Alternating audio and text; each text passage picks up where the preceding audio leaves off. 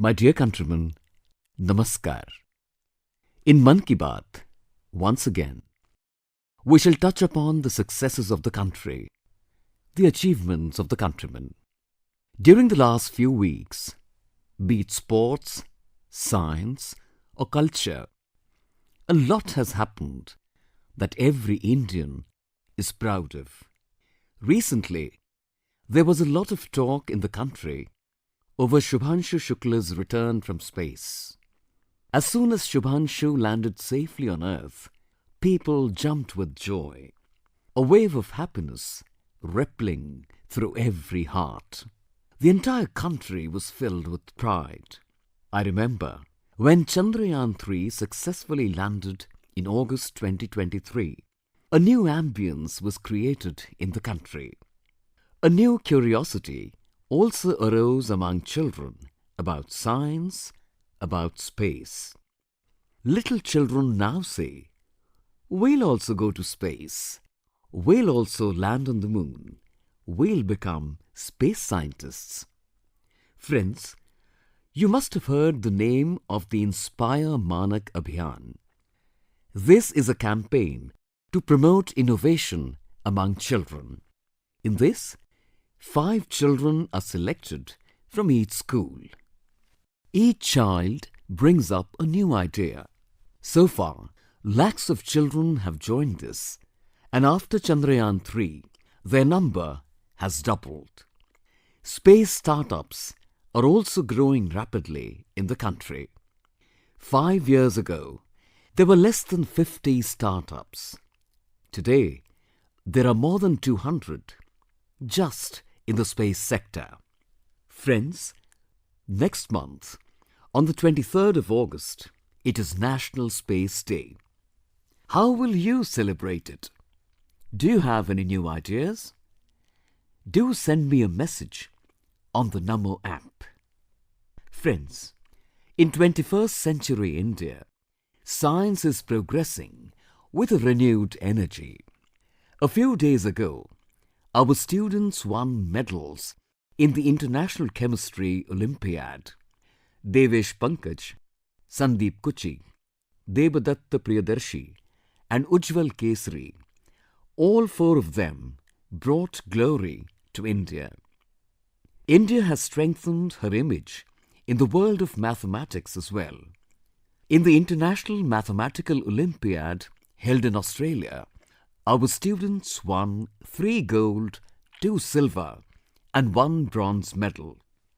Friends, next month, the Astronomy and Astrophysics Olympiad is going to be held in Mumbai. Students from more than 60 countries will participate in this. Scientists too will be there. This will be the biggest Olympiad till date. In a way, India is now moving ahead for both Olympics and the Olympiads. My dear countrymen, another news that will fill us all with pride has come in from UNESCO. UNESCO has recognized 12 Maratha forts as World Heritage Sites, 11 forts in Maharashtra, 1 in Tamil Nadu. Each fort has a chapter of history attached to it.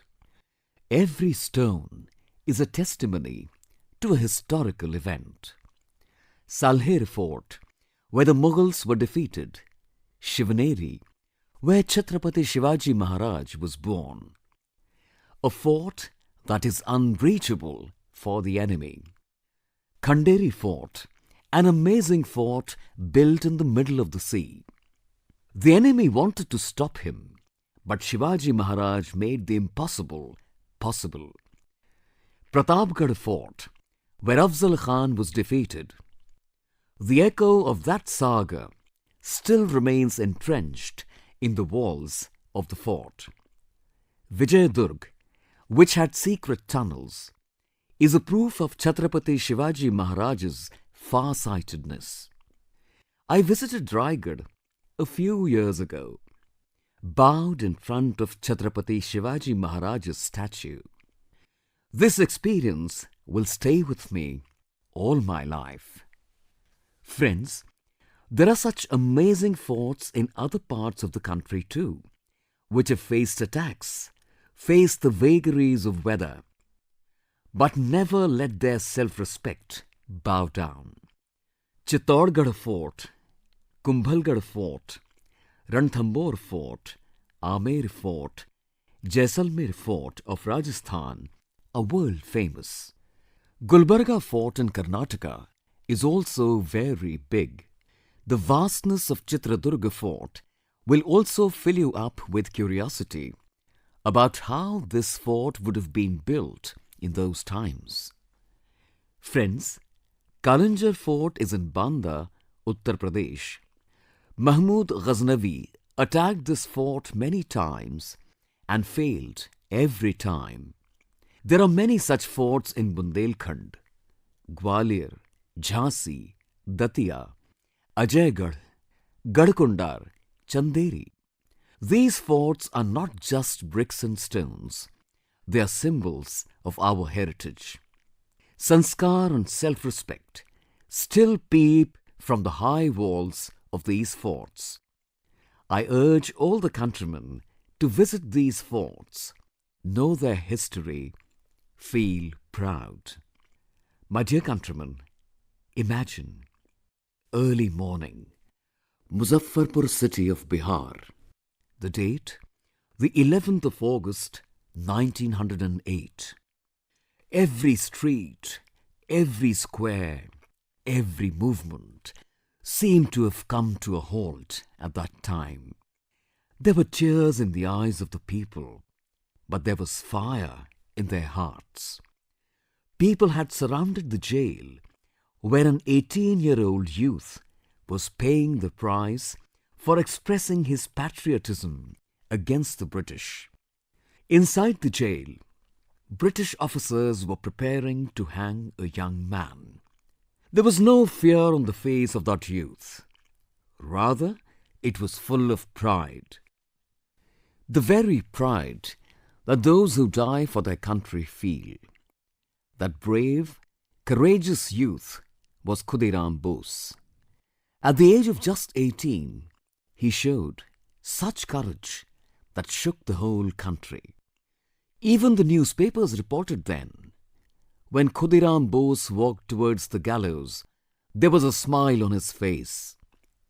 After such countless sacrifices, after centuries of penance, we got independence. The country's die-hard patriots nurtured the freedom movement with their blood. Friends, the month of August is therefore the month of revolution. The 1st of August is the death anniversary of Lokmanya Bal Gangadhar Tilak. During the same month, on the 8th of August, the Quit India movement began under the leadership of Gandhiji. Then comes the 15th of August, our Independence Day. We remember our freedom fighters, get inspired by them. But friends, the pain of partition of the country is also associated with our independence. That is why we observe the 14th of August as Partition Horrors Remembrance Day. My dear countrymen, another revolution started on the 7th of August, 1905. The Swadeshi movement lent a new energy to local products, especially handloom. To commemorate that, the country celebrates National Handloom Day on the 7th of August every year. This year, 7th August marks the completion of 10 years of National Handloom Day.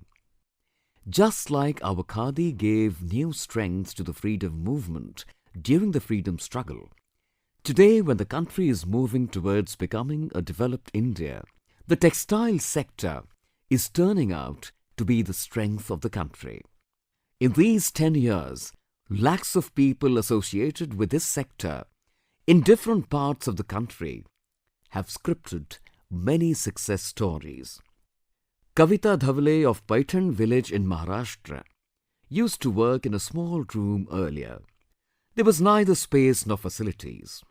She received help from the government Now her skill is soaring high. She's earning thrice more. She's selling her own self-made Paithani saris. There is a similar success story in Mayurbhanj, Odisha. Here, more than 650 tribal women have revived the Santali sari. Now these women are earning thousands of rupees every month. They are not just making cloth, but also carving their own identity. The achievement of Naveen Kumar from Nalanda, Bihar is also inspiring. His family has been associated with this work for generations. But the best thing is that his family has now incorporated modernity in this field. Now his children are studying handloom technology. They're working with big brands. This change is not of just one family. It is making many families in the vicinity move forward. Friends, textile is not just a sector of India. It is an example of our cultural diversity. Today, the textile and apparel market is growing very fast. And the most beautiful thing about this development is that women from villages, designers from cities, elderly weavers and our youth who've begun startups are all taking it forward together. Today, more than 3,000 textile startups are active in India. Many startups have lent global height to India's handloom identity. Friends, the path to a developed India in 2047 passes through self-reliance, and the biggest basis of Atmanirbhar Bharat is vocal for local. Buy and sell only those things that are made in India, in which an Indian has shed sweat. This should be our resolve. My dear countrymen, the most beautiful glimpse of India's diversity is found in our folk songs and traditions, and our bhajans and kirtans are a part of this. But have you ever heard that people are made aware about forest fires through kirtans? You may not believe it, but amazing work is happening in Keonjhar district of Odisha. Here, there is a group named Radha Krishna Sankirtan Mandali. Along with devotion, today, this group is also chanting the mantra of environmental protection. The inspiration behind this initiative is Pramila Pradhanji. To protect the forest and the environment, she has added new lyrics and new messages to traditional songs. Her troupe went across from village to village. Through songs, people were made to understand how much damage forest fires cause. This example reminds us that our folk traditions are not something of the past. They still have the power to give direction to society. My dear countrymen, our festivals and traditions are a major basis of Indian culture. But there is another aspect of the liveliness of our culture. This aspect is to keep documenting our present and our past.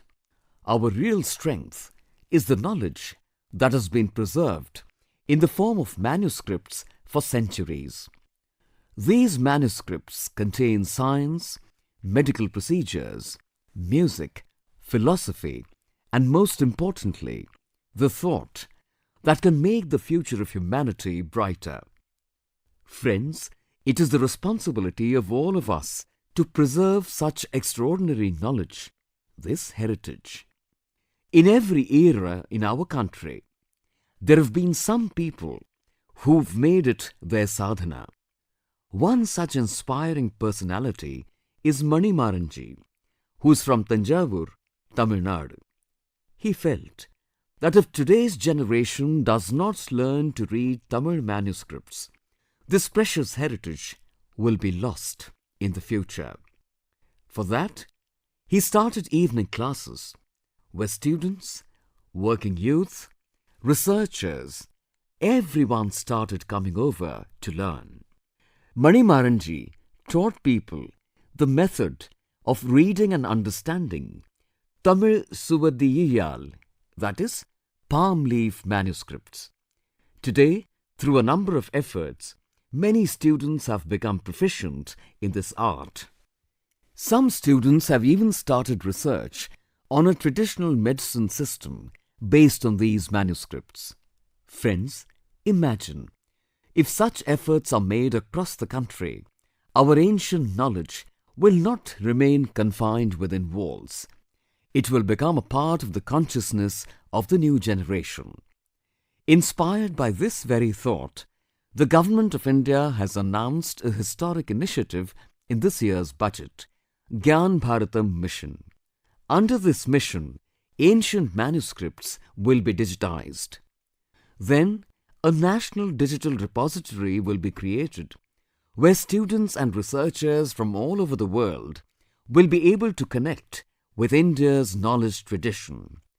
I too urge all of you that if you are associated with any such effort or wish to be associated, do contact MyGov or the Ministry of Culture, since these are not just manuscripts. These are those chapters of the soul of India which we have to impart to the coming generations.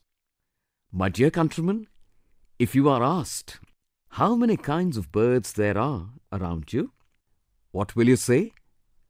Perhaps that I see 5-6 birds every day. Some are familiar, some are unfamiliar. But it is very interesting to know what species of birds live around us. Recently, one such grand effort has been made. The place is Kaziranga National Park of Assam. Though this area is famous for its rhinos, this time the topic of discussion is its grasslands and the birds living in them. For the first time, a grassland bird census has been conducted here. You'll be happy to know that on account of this census, more than 40 species of birds have been identified. These include many rare birds. You must be wondering how so many birds were identified. Technology did wonders in this. The team conducting the census installed sound recording devices. Then those sounds were analyzed on the computer. AI was used. The birds were identified just by their sounds, that too without disturbing them. Imagine, when technology and sensitivity come together, understanding nature becomes so easy and deep. We should promote such efforts so that we can recognize our biodiversity and connect the next generation to it. My dear countrymen, sometimes the most radiant light emerges from where darkness dwells the most. One such example is Gumla district of Jharkhand. There was a time when this area was known for Maoist violence. The villages of Basia block were getting deserted. People lived in the shadow of fear. There was no possibility of employment. Lands were lying vacant, and the youth were migrating. But then, a change began quietly and with a lot of patience.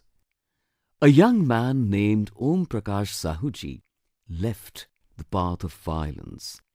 He started fish farming. Then he inspired many friends like himself to do the same. His efforts also had an impact.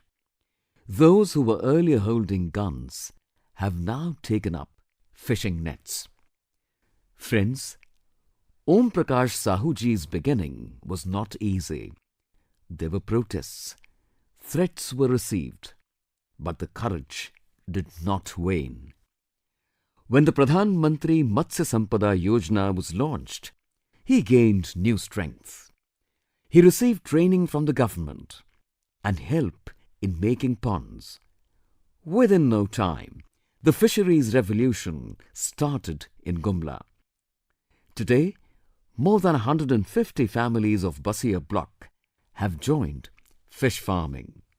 There are many people who were once in the Naxalite organization. Now they are living a life of respect in the village itself and providing employment to others. The journey of Gumla teaches us, if the path is right and there is trust in the mind, the lamp of development can be lit even in the most difficult circumstances. My dear countrymen, do you know which is the biggest sporting event other than the Olympics? The answer is World Police and Fire Games, a sports tournament between policemen, firefighters, security personnel from all over the world. This time this tournament was held in America and India created history in it. India won close to 600 medals. We reached the top 3 out of 71 countries. The hard work of those uniformed personnel who stand for the country day and night paid off. These friends of ours are now holding the flag high in the sports field as well. I congratulate all the players and the coaching team. By the way, it will also be interesting for you to know that in 2029, these games will be held in India. Players from all over the world will come to our country. We'll showcase to them India's hospitality and introduce them to our sports culture. Friends, during the past few days, I've received messages from many young athletes and their parents. In these, the Khelo Bharat Niti 2025 has been highly appreciated. The goal of this policy is clear: to make India a sporting superpower. Villages, the poor, and daughters are the priority of this policy. Schools and colleges will now make sports a part of everyday life. Startups related to sports, whether they be sports managements or manufacturing, will be helped in every way. Imagine how much strength the mission of self-reliance would gain when the youth of the country would play with self-made racket, bat and ball. Friends, sports create team spirit. This is the path to fitness, self-confidence and building a strong India. So, play a lot, blossom a lot. My dear countrymen, sometimes a task comes across as impossible to some people. They wonder, would this even be possible? But when the country comes together on one thought, even the impossible becomes possible. Swachh Bharat Mission is the biggest example of this. Soon, this mission will complete 11 years.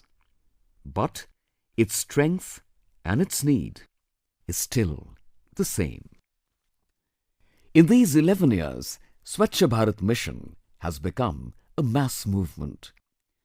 People consider it their duty, and this is real public participation.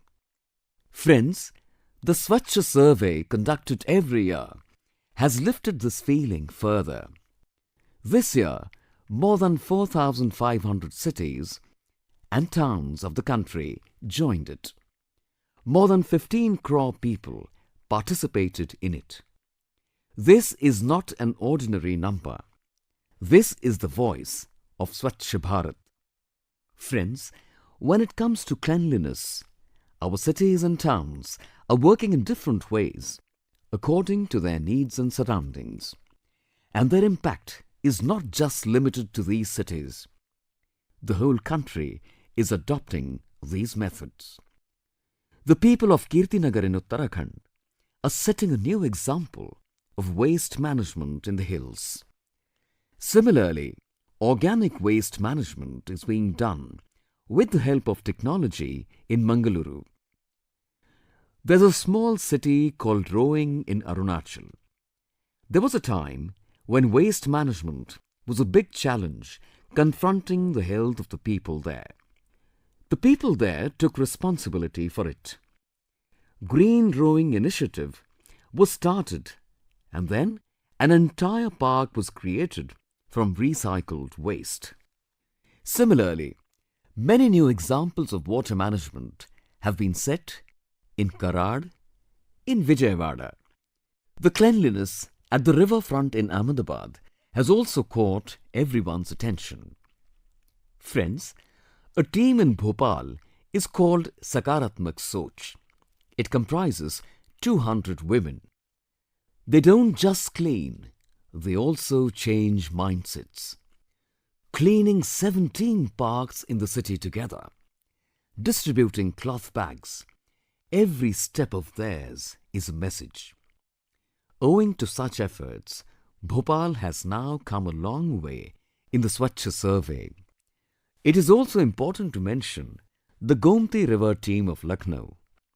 Every Sunday for the last 10 years, tirelessly, without stopping, the members of this team are engaged in the cleanliness work. The example of Bilha in Chhattisgarh is also great. Here, women were imparted training in waste management, and together they changed the face of the city. The example of Panji city in Goa is also inspiring. There, waste is divided into 16 categories, and that is also being led by women. Panji has even received the President's Award. Friends, cleanliness is not a one-time, one-day task. Only when we accord priority to cleanliness every day, every moment of the year, will the country remain clean. Friends, amid the showers of Sawan, the country is once again going to be adorned with the fervour of festivals. Today is Hariyali Teej, then comes Nag Panchami and Raksha Bandhan, then Janmashtami, the celebration of the birth of our naughty little Kanha. All these festivities are connected to our emotions here. They also give us the message of connection and balance with nature. Many best wishes to all of you for these holy festivals. My dear friends, keep sharing your thoughts and experiences. We'll meet again next month with some more new achievements and inspirations of countrymen. Take care of yourselves. Thank you very much.